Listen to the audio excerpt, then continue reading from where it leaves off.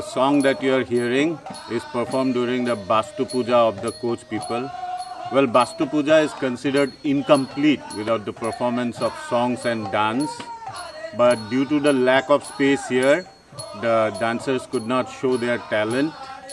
Otherwise, when you see the lengthy flutter as the dancers make a circular move, now that's a sight to watch. Now coming back to the song, well, Bastu song mostly talk about family, but in the form of riddles, and the lyrics are predominantly talking about the importance of creating the next generation. And the finale of the songs are very sexually explicit, which has to do a lot with the Koch belief system of fertility cult. The deity worship here is represented with bamboo.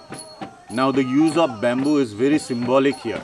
Firstly, the bamboo that is worshipped is in the shape of a male reproductive organ.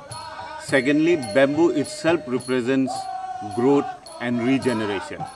Now enjoy the song.